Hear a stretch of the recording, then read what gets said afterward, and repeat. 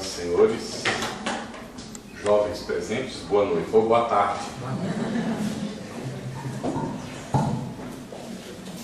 Nossas felicitações à Associação Espírita Estudantes da Verdade pelos seus 73 anos de estabelecimento desse oásis de luz que aqui recebe encarnados e desencarnados que vêm em busca do conhecimento, não é da verdade. Nós recebemos a tarefa de examinar na tarde de hoje o tema o Espírita e o Espiritismo. Através dos tempos, os homens têm seguido outros homens. E vejam como é apropriada a lição e adequada com o tema da lição que foi lida logo no início. Então, nós temos o hábito de seguir as outras pessoas. E isso tem acontecido desde sempre ao longo da nossa história. Estamos sempre com alguém à frente e nós seguindo os nossos chefes, os nossos líderes, que vêm para construir os castelos de ilusões do campo material para as decepções que acontecem durante a própria existência ou depois dela no intervalo de uma nova existência. Vamos aprendendo devagarinho, não é? Que nós, os espíritas, desta vez e nesta oportunidade que estamos vivendo, nós precisamos assumir, conforme a lição nos coloca, o compromisso com Cristo. Jesus é o nosso modelo e guia. Nós já temos um chefe. Nós não temos necessidade de eleger outros. Não temos necessidade de apontar outros. Não temos necessidade de perder tempo definindo quem é que vai nos liderar, porque isso já está definido. Mas na nossa ignorância, na nossa pequenez, querendo ser melhores do que muitas vezes os outros, na nossa ilusão, então nós queremos eleger aqueles que deverão seguir à frente e nos indicar o caminho, quando isso já está claramente definido. O nosso compromisso é com Cristo, não é com os homens. Homens iludidos, que reencarnam com compromisso de administração no mundo, nós os felicitamos. Oramos por eles e precisamos orar. Efetivamente é um grande desafio, porque vencer no campo da administração do mundo não é fácil. E queira Deus que todos esses que assumem esse compromisso vençam nas suas tarefas. No entanto, tenhamos muito claro, a doutrina espírita nos aponta para uma realidade que transcende esta. Nós vivemos aqui, não precisamos, conforme nos coloca o Evangelho segundo o Espiritismo, nos cobrir de cinzas para fingir que nós somos o que nós não somos. Nós somos o que nós nos construímos até agora.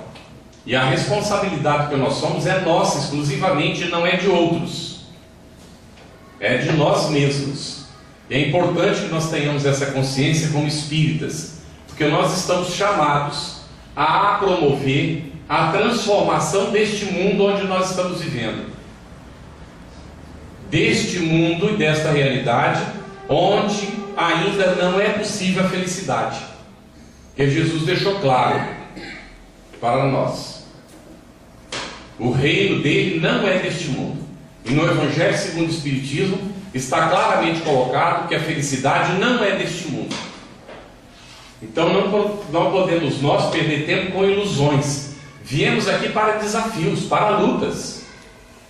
A nossa felicidade ela só é possível na medida em que nós nos superamos a nós mesmos. Porque se nós formos buscar nas coisas do mundo, nós teremos ilusões transitórias, passageiras, que nos darão impressão de felicidade. Quando nós quisermos nos associar a outras pessoas para junto com elas sermos felizes no mundo, nós estaremos nos iludindo essas pessoas, nos deixando iludir por elas, porque efetivamente a felicidade real ainda não é possível nesta terra que agora começa a adentrar o período da regeneração. Ah, mas isso é para nos desanimar, não é? Puxa vida, a gente vive agora a média de 79 anos e não pode ser feliz em 79 anos, então quando nós vamos ser felizes?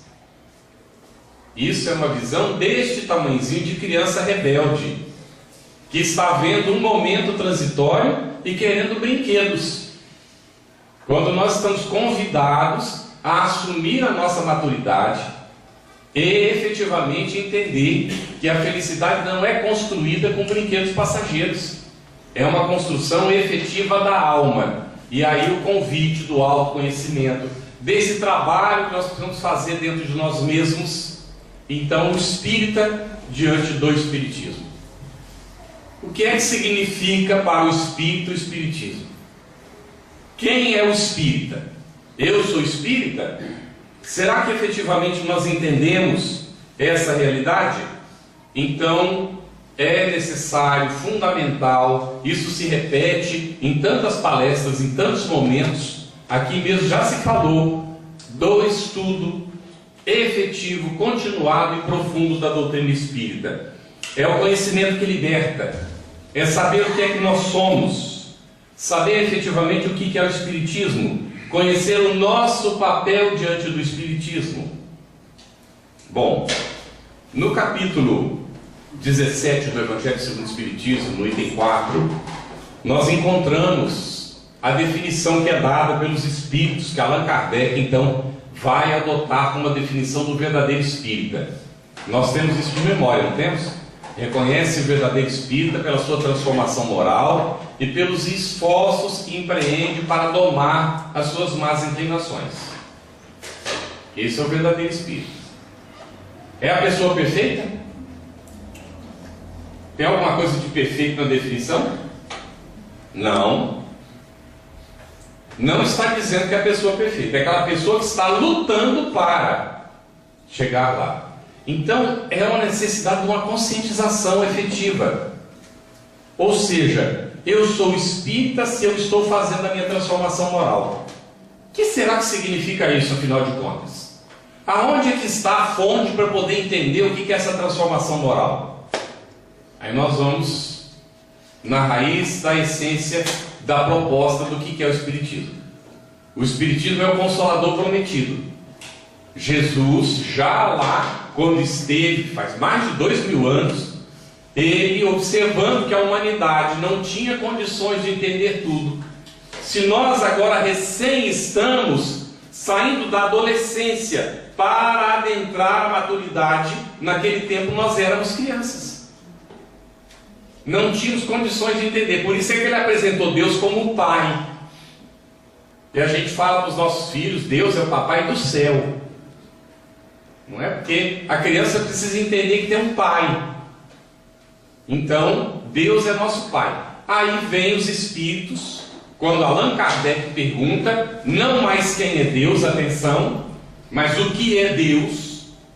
Porque se ele perguntasse quem é Deus, estaria induzindo uma resposta antropomórfica. Mas o Espiritismo veio trazer esse divisor de águas. Deus não é um homem, uma pessoa, não é uma mulher, que é uma discussão por aí, não é? Que antigamente se orava para a deusa, então Deus não seria macho, seria fêmea. Veja a nossa ilusão, como é que nós nos perdemos, as bagatelas da nossa transitoriedade. Desde quando o espírito é macho e fêmea? Desde quando ele tem necessidade de reencarnar. Porque se não tivesse necessidade de reencarnar, seria espírito. Espírito não tem sexo, questão 201, 202 do Livro dos Espíritos. Então Deus não tem sexo. Deus é a essência espiritual. Jesus já ensinou isso para a mulher samaritana, no poço de Jacó. Quando ela estava tirando água ali, Jesus chega. Todo mundo conhece a história, não é isso? E aí ela faz uma pergunta crucial. Era uma mulher desprezada na época, não voltava. Jesus rompeu vários tabus. Ele não discriminava. Estava a mulher tirando água e se aproximava. Não era hábito dos judeus, especialmente que era uma mulher samaritana. Além de mulher, ainda era samaritana. E ele chega e pede água para ela. Será que ele realmente precisava de água e tinha sede? Ou ele queria travar um contato com ela para deixar o registro desse ensinamento magnífico que chega nos nossos tempos de hoje? Aí no final da conversa, ela, desconfiada de que ele seria realmente um profeta, vai perguntar para ele. E se nós tivéssemos entendido a pergunta e a resposta, nós teríamos economizado séculos de sofrimento, porque não teríamos nos perdido nas disputas religiosas que têm caracterizado os séculos que se sucedem, as guerras que se produziram. A maior quantidade de vítimas da humanidade são de guerras santas, de guerras religiosas, muito mais do que de guerras políticas. E então ela vai perguntar: Senhor, onde é o local mais adequado para adorar a Deus? No morro, como dizemos nós aqui os samaritanos? Ou será lá no templo onde dizem vocês os judeus? Aí Jesus faz, segundo consta no texto, um arrazoado, que nós vamos entrar no mérito, e ele vai então dizer: chegará o dia, mulher, em que o homem adorará a Deus em espírito e verdade, porque Deus é espírito. Aí a gente olha e diz assim: nossa, Jesus disse que não era necessário adorar nem no morro, nem no templo. Então por que a gente construiu esse monte de igreja? Em nome do Cristo. Porque é que nós, ainda hoje como espíritas, entramos no centro espírita achando que é uma igreja, quando Emmanuel sabiamente vem nos dizer que é uma escola da alma, ainda andando no carro, não é? Nós estávamos, eu olho assim, essas cruzes espalhadas para todo lado, digo: Deus, Senhor, já imaginou se todas essas igrejas fossem escolas? Aí me lembrei imediatamente de Emmanuel, que nos diz que o centro espírita é um templo, uma escola da alma. Então nós todos somos alunos para aprender nessa escola da alma. Para aprender o quê? Aprender o que é que nós somos, por que é que nós estamos aqui, qual é a nossa origem, para onde é que nós vamos, o que nós precisamos fazer enquanto nós estamos aqui. O Espiritismo tem a resposta para tudo isso. Não é um privilégio? Vamos pensar bem. E tem a resposta clara, objetiva, sem nenhum mistério. Não é preciso ser iniciado, não precisa ficar 4 anos na universidade, ou 5 anos na universidade, ou 10 anos na universidade. Não precisa nada disso. Basta que você pegue os livros da codificação e estude. Venha ao centro espírita para ouvir o orador, mas isso não é suficiente, porque é preciso ir à fonte, conhecer aquilo que o codificador nos deixou no resgate do ensinamento primitivo do Evangelho de Jesus, para entender o que é que Jesus efetivamente falava naquela época para aquele povo. Então ele diz que não é necessário adorar nem lá no morro e nem no templo. Então aonde? Por que vos assoberbais tanto? Ele pergunta para os discípulos. Em verdade o reino de Deus está no meio de vós, ou em outra tradução, dentro de vós. Aonde é que está o reino de Deus? Aqui mesmo. Mas para que a gente perceba é necessário sintonizar com Ele. Então por que a felicidade não é deste mundo? Porque este mundo é um mundo material, incompatível com a realidade espiritual, é incompatível com a essência divina do nosso Criador. E aí vem os Espíritos dando a resposta a Allan Kardec nessa questão primeira, que é Deus, inteligência suprema, causa primária de todas as coisas. O que é o Espírito? O princípio inteligente do universo. Ou seja, nós somos essência divina, brotamos do Criador, surgimos do Criador, somos também Espírito. Então nós não somos um corpo que tem um espírito, quando a gente fala assim, a minha alma, o meu espírito. O espírita já não pode mais usar essa nomenclatura, porque eu não tenho um espírito, eu sou um espírito que tem um corpo transitório.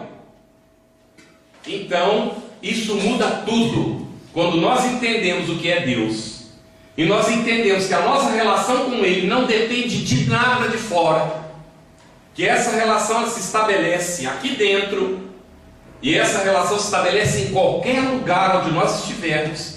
Então tudo começa a mudar. Mas não é uma relação para a troca de coisas materiais. Ah, eu ajudo os outros e o Senhor me dá um carro. Eu ajudo os outros e o Senhor me garante que eu vou entrar no céu. Isso é do interesse do campo material. É esse entendimento de que essa relação é uma relação espiritual. E aí nós vamos entender o que é que Jesus veio nos exemplificar, para que nós pudéssemos entender essa relação com Deus.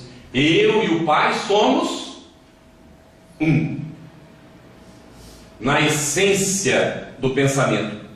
O que é que faz o filho? Deus nos quer como filhos, porque o servo ele serve e vai embora, mas o filho fica na casa do pai. O filho defende os interesses do pai, não seus próprios. O servo ainda tem interesses próprios para cuidar. O que é que nós somos, afinal de contas? Filhos ou servos?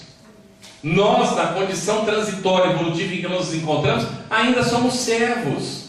Não temos ainda a condição de dignidade de ser tratados ou chamados filhos de Deus. Bom, tudo que existe foi criado por Deus e tudo é criatura de Deus. Nós também somos. Mas nós chegaremos a essa condição colocada pelo Cristo de algum dia nos sentirmos dignos de ser então reconhecidos como filhos do Pai. Porque neste tempo que virá, nós não estaremos mais cuidando dos nossos interesses. Mas por agora, nós ainda temos que cuidar do nosso interesse.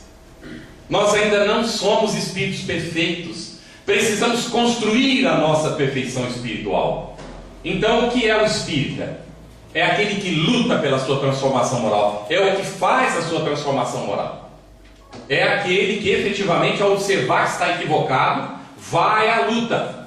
Não será ninguém que vai fazer essa transformação por mim. Ninguém fará por você. Cada um fará a sua própria transformação no momento em que estiver maduro e pronto para isso. E aí então nós vamos nos transformando. Mas ele vai fazer o complemento, Kardec. Se reconhece o verdadeiro espírita pela sua transformação moral e pelos esforços que emprega para domar as suas más inclinações.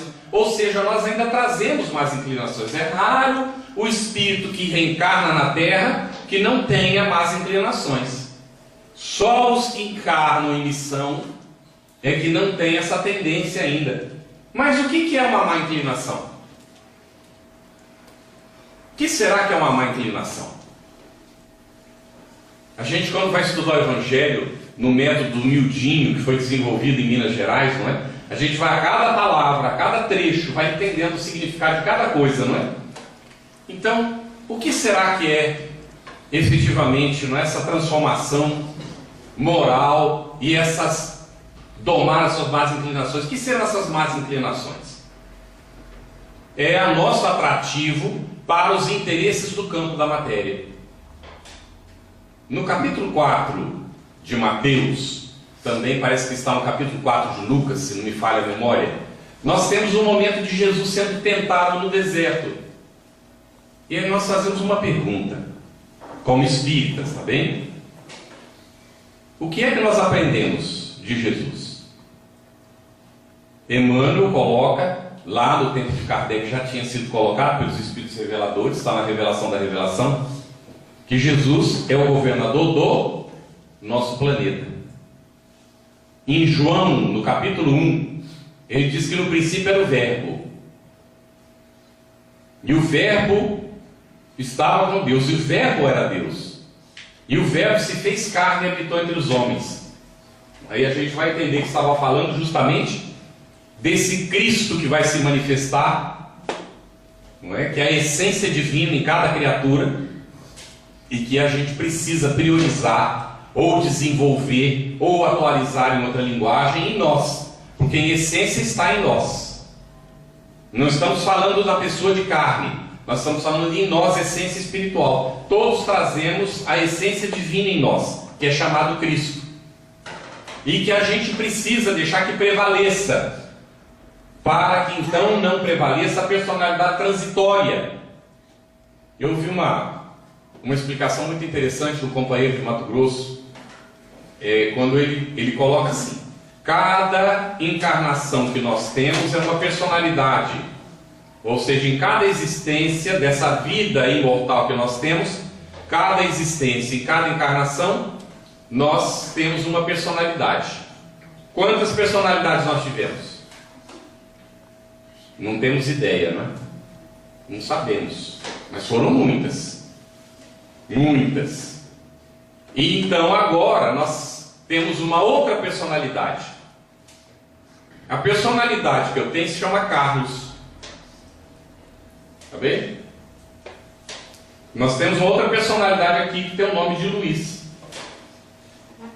Então quando alguém pergunta para o Luiz, quem você é? Ele responde Luiz. Agora quando pergunta para o Luiz, o que você é? A pergunta vai, o que você é? O que vocês responderiam? Já não está perguntando mais da personalidade, está perguntando da essência. O que é que nós somos? Espírito imortal, criados por Deus nosso Pai. Tá bem? Então esse o que é que traz a essência divina, que está registrada segundo a questão 621 do Livro dos Espíritos, na consciência. E esse o que é está convidado a, na encarnação, aproveitar a oportunidade para desenvolver o que é e não o quem é, porque o quem é transitório, vai desaparecer. Paulo coloca numa de suas epístolas: o homem morre uma só vez. Os nossos irmãos protestantes agarram para isso para dizer que não tem reencarnação. É necessário entender o significado, porque o homem morre uma só vez mesmo. O dia que morreu Carlos, o dia que morreu Luiz, morreu, acabou. O homem morreu, mas a essência e o espírito não morreu não. Esse continua. Vai ser um outro homem ou outra mulher numa outra encarnação. E vai morrer outra vez, uma só vez.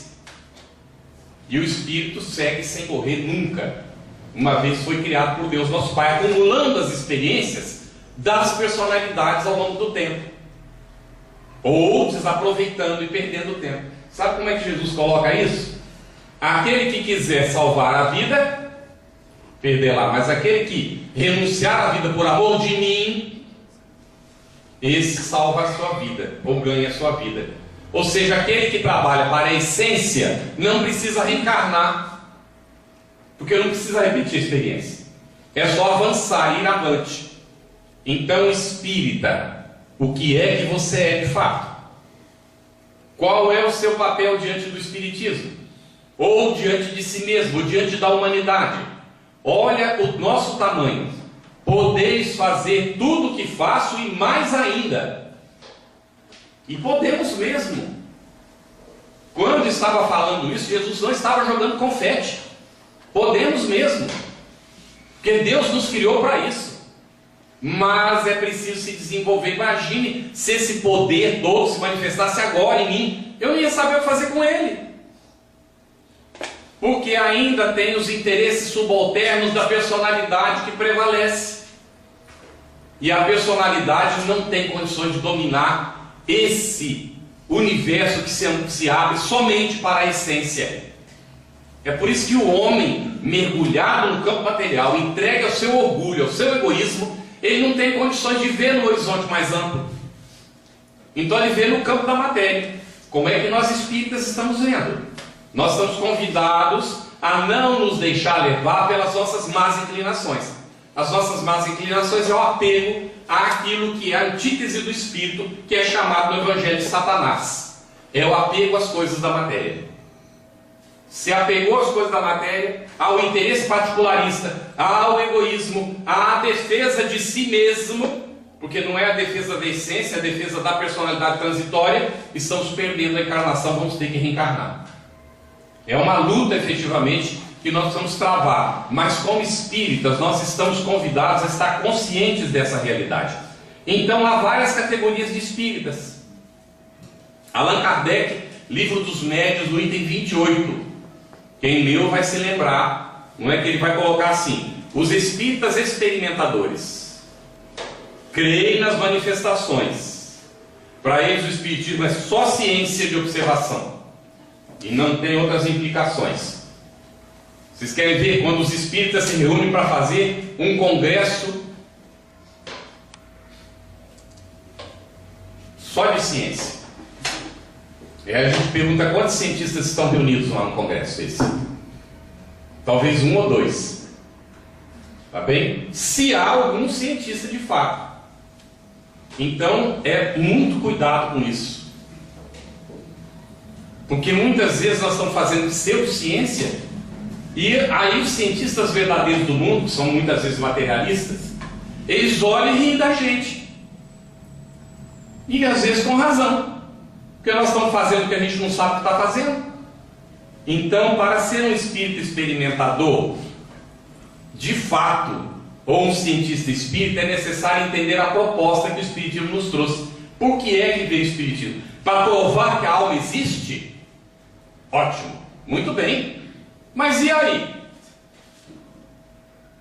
Provou que a alma existe. Provou no laboratório que a alma existe. Já está provado? Aí uma vez eu falei isso em Londres. Um companheiro do final disse: olha, você não pode fazer essas afirmativas em nome da ciência. Eu falei: mas eu falei em nome da ciência? Eu falei em nome do Espiritismo. Não estou falando em nome da ciência. Porque em nome da ciência é tudo no terreno das hipóteses. Mesmo quando já está demonstrado. Então nós vamos ficar na hipótese até quando? É o que aconteceu com alguns experimentadores. Desencarnaram, ora aceitando, ora desaceitando, ora aceitando, ora desaceitando. Aí chega lá no mundo espiritual, tem que voltar para vir aqui e definir, afinal de contas, se aceita ou se não aceita. Para o espírita não há dúvida, a alma existe. William Crookes fez experiências, gerou aparelhos para provar, demonstrou e falou na frente da Sociedade Científica de Londres que ele não podia negar que o fenômeno existia, porque o fenômeno existe. Os espíritos se materializaram. Ele pôde pesar o espírito, pôde ver a médium e o espírito materializado, pôde ver o espírito se despedindo, conversando com a médium. Era tudo ilusão, então? Mas a Academia de Ciências não aceitou e continua até hoje duvidando. Por isso é que Allan Kardec sabiamente já havia dito: o espiritismo não é da alçada da ciência. E os experimentadores espíritas, experimentadores, ignoram isso. Não é da alçada da ciência, porque a ciência cuida de um objeto que está no campo da matéria. E a ciência espírita, o objeto dela, começa justamente onde termina o objeto da ciência materialista. Porque o objeto da ciência espírita é justamente estudar a existência do espírito e as suas relações com o mundo material. Tudo bem, gente? Então, os espíritas imperfeitos, a segunda categoria que ele coloca, veem mais que os fatos. Eles compreendem até a filosofia, admiram a moral, mas não praticam. Não querem saber nada disso. Não mudam. A caridade cristã para eles é uma máxima maravilhosa, mas não tem nada a ver com eles. Será que nós estamos nesse grupo? Será que nós somos espíritas imperfeitos? Aí a gente usa, inclusive fala, o Espiritismo diz que fora da caridade não há salvação. Mas a gente faz a caridade? O que é a caridade para o espírita? Não vale a pena pensar essas coisas? Olha quanto material tem o Espiritismo para a gente pensar. Gente, aí eu me lembro agora de uma colega de trabalho, católica. Na última etapa do meu trabalho no banco, perdão que faço uma referência pessoal só para ilustrar essa situação. Quando eu cheguei de volta, porque eu fiquei 2 períodos fora do trabalho em função das necessidades de sair para o exterior, minha mulher é diplomata, então me desligava do meu trabalho, e aí quando ela voltava para o Brasil, voltava para o trabalho, até me aposentar. E então na segunda volta, eu fui trabalhar numa área, e um pouco antes de retornar para o trabalho, eu tinha feito na FEB uma atividade de ambientação, de retorno para as atividades. Os facilitadores de grupos de estudo, de mediunidade, do ESD, tudo fazem um momento de ambientação, não é, para retomar as atividades. E uma jovenzinha, ela foi fazer uma dinâmica, não é, de integração, e ela disse que ela tinha lido que para a pessoa ser feliz no dia, ela precisava receber 20 abraços. Poxa, como é que você recebe 20 abraços? É porque precisa dar, né, os 20 abraços. Aí eu fiquei naquela situação. Em casa, naquela época nós éramos 8. Então se eu levantasse cedo e desse abraço, eu ia dar 7 abraços e ia receber 7 abraços. Eu não ia chegar nos 20, né? E eu queria ser feliz no dia. Quem não quer ser feliz no dia? Aí quando eu retornei para o trabalho, houve um momento que eles fizeram lá para receber as pessoas novas, e cada um pôde falar um pouquinho. Aí eu disse para eles: gente, olha, eu aprendi há poucos dias que para ser feliz a gente precisa receber 20 abraços. E a única maneira de eu receber 20 abraços é dando os abraços. Como na minha casa nós somos 8, lá vai ter 7, eu vou precisar de 13 abraços por aqui pelo menos. Então eu vou passar num dado momento do dia, ou quando chegar, ou um pouco depois, aí visitando vocês todo dia. Quem quiser um abraço, eu estou às ordens. Não é? Para a gente trocar um abraço. Aí, primeiro dia que eu saio andando pelo trabalho, chego num local, está um rapaz mergulhado com a cabeça no computador ali, nem levanta a cabeça, e alguém de lá olha para mim assim e faz assim. Aí eu entendi que aquele ali não ia ter abraço, né? Então eu já cheguei, estiquei a mão assim, cumprimentei, bom dia, e segui, né? Aí no outro dia, venho eu, está ele do mesmo jeito, o outro companheiro está lá, mas já tem uma outra pessoa aqui que no primeiro dia, né, que eu passei não estava. E essa pessoa vai descontrair e disse: ó, não queira abraçar o fulano não gosta de abraço não. Aí o fulano ergueu a cabeça: abraço de homem nem do meu pai. Aí eu digo assim: eu lhe respeito muito, então eu vou lhe cumprimentar, não é? Trocando um aperto de mão. Mas eu gostaria que você entendesse que o abraço que eu lhe dou aqui é um abraço fraterno. Porque o abraço sensual ou sexual, se eu precisar dele, eu dou na minha mulher lá em casa. Não é? Então aqui o abraço é um abraço fraterno. Mas se você não quiser aceitar, fique à vontade, não é? Passado um bom tempo, um dia, eu vou andando e ele sai do elevador, ou eu saio e ele ia passando, uma coisa assim. Eu acho que eu estava saindo do elevador e ele ia passando. Ele olhou para cá, olhou para lá, não tinha ninguém. Pô! Deu um abraço daqueles, né? Quem não precisa de abraço, gente? O abraço fraterno, o abraço carinhoso, não é? Nas despedidas, já estava para sair do banco, uma colega muito amiga, estava aposentando quase junto, nós dois saímos quase juntos, mas ela abraçava na distância. Então, uma outra colega abraça mesmo. Então eu dei um abraço na outra colega e disse assim: agora você vai receber um abraço dela, essa daqui que não sabia abraçar. Aí essa daqui veio dar um abraço nela. Aí eu digo assim: agora você vai me dar a mim o abraço que você recebeu dela. Aí ela chega tentando manter a distância. Eu digo: mas você não está dando o abraço que você recebeu dela. Aí ela se entregou no abraço. Porque é natural que a mulher se proteja, não é? É muito natural isso. No entanto, quando a gente tem uma relação de amizade e tudo isso, não há necessidade dessa proteção. Mas as pessoas continuam às vezes mantendo a barreira, não é? Do abraço. E aí, faço uma palestra lá em Portugal uma vez, formou uma fila para conversar, trocar abraço. Quando eu saí de lá, eu estava esgotado. E a gente finge que está tudo bem, né? Aí eu tentando, né, manter. Chegamos na casa da minha anfitriã, do anfitrião, e a anfitriã olha para mim e disse assim: você está esgotado, não está? Eu disse assim: poxa, você percebeu fazendo de tudo para disfarçar, não é? Ela disse assim: não, mas é muito visível. Eu disse: mas como é que você, né, percebeu que eu estou assim tão cansado? É por causa dos abraços que você estava dando. Eu falei: mas abraço é uma coisa muito boa. Ela falou: se você souber abraçar. Você não sabe abraçar, você se esgotou nos abraços. Aí eu falei: mas como é que é isso então? Aí ela disse: olha, é uma questão de polaridade do corpo. Não é nada de espiritual, não é nada de mágico. É polaridade orgânica mesmo. Então eu vou pedir para o nosso amigo Luiz se levantar para a gente dar o abraço que eu aprendi com ela. Prestem atenção, você sempre ergue esse braço, ó. Ergue esse e leva esse aqui, ó. Ó, coração com coração, ó. Tá bem? Ergue esse braço e vai assim. Olha lá. Coração com coração. Aí o mineiro, que diz que é o filósofo, não é natural, ele descobriu qual era o segredo desse abraço. Ele descobriu que quando acontece esse abraço, vira um peito só com 2 corações batendo dentro. E aí não tem que aguente, né? Então é uma energia positiva, é uma troca, não é, de energia. Nesse abraço a gente chama abraço cruzado, né, para poder guardar na nossa memória. Então, essa colega, por causa dessa tentativa de proximidade, ela dizia: eu não sei porquê, mas eu falo coisas para você que eu não falo para ninguém. Não é? Por causa dessa confiança. Então, ela disse: olha, eu saio de casa de manhã e eu não ligo o rádio. O rádio me perturba.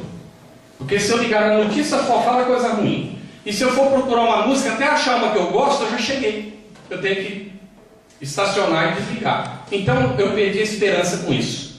Eu saio de casa e começo a orar. Católica ela. Eu oro por todos os colegas aqui do trabalho. 85 pessoas naquela sessão. Ela diz, tem dias que depende do trânsito, a hora que eu chego no estacionamento já orei por todo mundo. E tem dias que eu estou saindo do elevador e ainda estou orando pelos colegas aqui. Sabe como é que as pessoas se referiam a ela?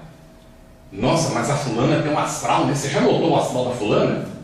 Aí ela perdeu a irmã, desencarnou a irmã dela.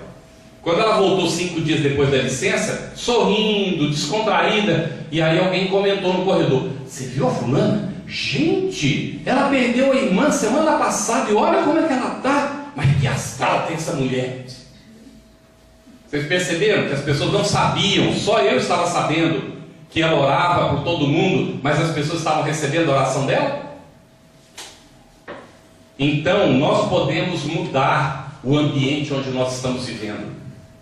Podemos. Não precisa de nenhum ritual.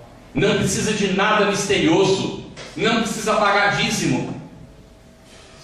Mas contribua com o centro que tem que pagar a luz, tá bom?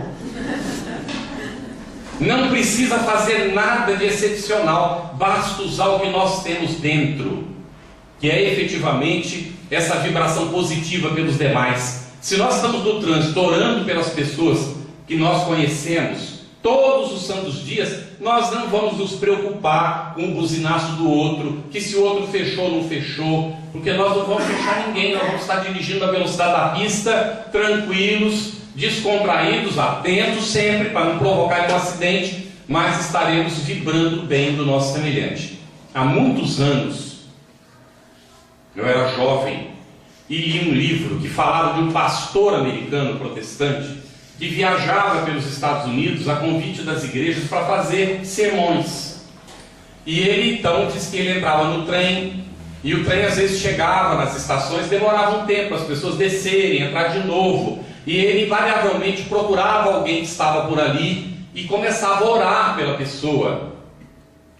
E invariavelmente, em algum momento antes do trem sair da estação, a pessoa olhava para ele e sorria para ele. Que ele fazia essa experiência há anos. Então, gente, nós temos um poder maravilhoso de influenciar as pessoas. Quando a gente pensa mal dos outros, os outros recebem essa minha energia. Mas quando a gente pensa bem, também as pessoas recebem essa energia. E a opção é nossa, nós é que escolhemos. Então, o que é ser espírita? Dentro da definição que Allan Kardec vai nos colocando, é um indivíduo que influencia positivamente a sociedade, porque está fazendo a sua transformação moral, lutando para domar as suas más inclinações, portanto está buscando o bem do semelhante, e ele sabe, o verdadeiro espírita, que esse bem do semelhante é o seu próprio bem. Então nós vamos ver que o verdadeiro espírita é o verdadeiro cristão, conforme Allan Kardec coloca, são expressões dele, não são nossas. E ele diz, os verdadeiros espíritas ou os verdadeiros cristãos são a mesma coisa, admiram, praticam e aceitam as consequências da moral espírita. Ele diz assim, vida na terra é passageira, e esse indivíduo compreende e sabe que a vida aqui é passageira. Então aproveita o tempo para se adiantar, esforçam-se para fazer o bem e vencer as suas más inclinações. As relações que estabelecem com os outros são sempre seguras, pois lutam para não praticar o mal. E a caridade é a sua regra. Então as pessoas passam a confiar. Nós ouvimos na nossa infância as pessoas dizerem assim, é crente, pode fazer negócio com ele que não tem problema. Passados uns anos, eu ouvi um dia uma pessoa dizendo para uma outra, ele é espírita, pode confiar, não tem problema. O espírita é uma pessoa que nunca deixa de pagar. Nós estamos honrando isso? Tá bem? Porque podemos nos tornar referências pelo nosso comportamento. Não é para me admirar a mim, mas para admirar o verdadeiro espírita. E saber que o verdadeiro espírita sabe qual é o caminho que nos leva a ser o verdadeiro cristão. Aí está o nosso grande desafio. O espírita diante do espiritismo. E depois Allan Kardec vai colocar os exaltados, né, na última categoria. São aqueles que mais prejudicam e auxiliam. Normalmente nós passamos pela fase do exaltado. Quando a gente conhece o espiritismo, começa a ler, a primeira coisa que a gente quer fazer é convencer os outros de que o espiritismo é maravilhoso. A gente ainda não conheceu direito, mas a gente quer convencer os outros. Então muitas vezes falamos de coisas que a gente não sabe, não conhece, e até prejudica o espiritismo por causa disso. Então calma, não é? O espírito exaltado é aquele indivíduo que chega, ele vai, encontra o colega de trabalho, estou falando de um fato real, tá bem? Encontra o colega de trabalho no corredor da sessão lá do trabalho. E aí pergunta assim, você está bem? E o colega infelizmente diz para ele, rapaz, estou com uma dor de cabeça hoje. Ele diz, espera aí um pouquinho, vamos resolver isso já. Vou te dar um passe, nós vamos, vai para o bebedouro arrastando o cara. Pega o copinho d'água, bota para fora da janela, os espíritos vão frutificar enquanto eu te dou um passe aqui. Esse é o espírito exaltado. Ajuda. O outro, você quer escapar da mão dele para fugir. Falei, esse é espírita, Deus me livre. Não é? Então, atenção, não é, com as coisas que a gente fala, que a gente faz. As pessoas estão observando constantemente. E a gente ser referência positiva dentro da sociedade está dentro daquilo que Gandhi coloca. Quando uma alma se ilumina, muitas almas se iluminam com ela. As pessoas passam, elas têm necessidade dessas referências para poder saber que isso é possível. Porque tem gente que não acredita em si mesmos. Tem gente que mente tanto, engana tanto, que ele passa a acreditar que aquilo é a verdade. Ele mente para o outro e acredita na mentira que ele contou. Basta olhar nos jornais e a gente encontra, não é, essas referências, tá bem? E infelizmente muita gente acredita nas mentiras do outro. Então nós vemos o mundo como ele está. A classificação dos espíritas também está no capítulo 17, item 6 do Evangelho segundo o Espiritismo. Os que somente se preocupam com o lado brilhante das comunicações, os que admiram os ensinos, mas não aplicam os ensinos de forma nenhuma, e aqueles que, como é a semente que cai num bom terreno, vem a mensagem, o indivíduo lê a mensagem e primeiro vai usar a mensagem para si. Vai entender que aquela mensagem tem alguma coisa para ele, vai buscar o que é e vai aplicar aquilo que encontrou na mensagem para si. Então o estudo do Espiritismo se torna algo fundamental para o verdadeiro espírita. Como é que nós vamos conhecer para aplicar aquilo que a gente não se dedica? Não tem como. Então o espírita estabelece um programa para si e ele vai entender a relatividade do fenômeno. Allan Kardec diz que uma vez surgida a filosofia espírita, a filosofia transcende o fenômeno. Ela explica e transcende o fenômeno, a ponto de haver espíritas que não precisam do fenômeno para se convencer, basta examinar a lógica do espiritismo, tá bem? Para poder então adotá-lo para si. E aí nós vamos terminar falando da questão do proselitismo. Nós temos que convencer as outras pessoas a ser espíritas. Sabe quem tem necessidade de convencer? Quem não está convencido da própria doutrina que está adotando. Então ele precisa convencer os outros para formar um grande número, para então ter um grande número, e diante do grande número dizer, está vendo? Essa é a doutrina, olha. Então precisa estar convencendo todo mundo. O espírita precisa convencer os outros? Não precisa. O espírita sabe que há muita gente boa que nem conhece o espiritismo e às vezes não tem nem religião. São pessoas que efetivamente fazem a caridade. Então o que é que nós aprendemos com a mulher samaritana no diálogo que Jesus mantém com ela? Que mais do que a gente ficar adorando a Deus em tal ou qual lugar e ficar disputando uns com os outros, nós precisamos efetivamente colocar em prática o ensinamento da lei divina que está na nossa consciência. Esse é o nosso trabalho. Uma vez que nós fazemos isso, então nós estaremos efetivamente no caminho seguro. Reformador, de outubro de 1993, na página 308 e 309, tem uma mensagem de Viana de Carvalho para o Divaldo Franco. E ele diz: a melhor forma de ensinar corretamente o espiritismo é fazê-lo de forma digna, vivendo seus postulados morais e permitindo aos demais comportamento semelhante. Ou seja, na convivência, a gente sendo o que a gente é mesmo, mas nessa luta de ser melhor. Não somos super-heróis, não somos espíritos puros, nós somos espíritos em transformação, mas nós estamos em transformação, lutando para fazer cada dia melhor aquilo que nós estamos fazendo, e nós temos um compromisso com o Espírito, com Cristo. Nisso está em João capítulo 13, versículo 35. Nisso conhecerão todos que sois meus discípulos. Você já sabe o resto. Se vos amais uns aos outros. Que Jesus nos siga guiando nesse propósito e que possamos nós ser verdadeiros espíritas diante do Espiritismo, para que nós sejamos dignos representantes dessa doutrina que veio para transformar a Terra num planeta de regeneração. Muita paz e muita luz para todos.